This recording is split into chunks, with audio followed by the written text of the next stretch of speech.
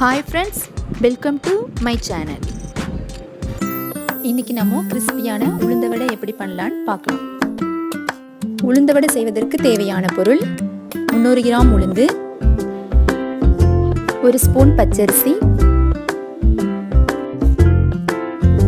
பொடியாக நறுக்கிய ஒரு பெரிய வெங்காயம், பொடியாக நறுக்கிய பச்சை மிளகாய், கறிவேப்பிலை, 1 ஸ்பூன் ரவை, 1 சிட்டிகை பேக்கிங் சோடா, தேவையான அளவு உப்பு. ஃபர்ஸ்ட் உளுந்தையும் பச்சரிசியையும் நல்லா கழுவிட்டு 2 மணி நேரம் ஊற வச்சுக்கலாம். 2 மணி நேரம் கழிச்சு நம்ம ஊற வச்ச உளுந்தை நல்ல தண்ணி வடிகட்டி எடுத்து வச்சுக்கலாம். உளுந்த மிக்ஸி ஜாருக்கு மாற்றி கொஞ்சம் கொஞ்சமாக தண்ணி தெளித்து நம்ம இந்த பதத்துக்கு கெட்டியாக அரைச்சிக்கலாம். அரைச்சி வச்ச மாவில் பொடியாக நறுக்கிய வெங்காயம், பொடியாக நறுக்கிய கறிவேப்பிலை, பச்சை மிளகாய், ரவை,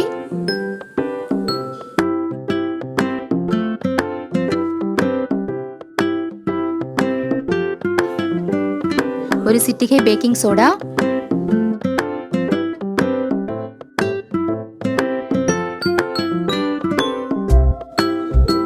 தேவையான அளவு உப்பு.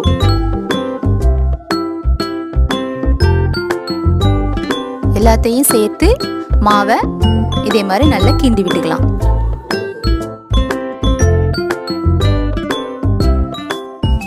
நல்லா கிண்டி விட்ட பிறகு மாவை 15 நிமிஷம் ஊற வச்சுக்கலாம். 15 நிமிஷம் ஆயிடுச்சு. இப்போ தண்ணியில் லைட்டாக கையை முக்கிட்டு இதே மாதிரி ரவுண்டு பிடிச்சி அதில் நடுவில் ஹோல் போட்டு சூடான எண்ணெயில் இப்படி ஒவ்வொன்றா போட்டு பொரிச்சு எடுத்துக்கலாம்.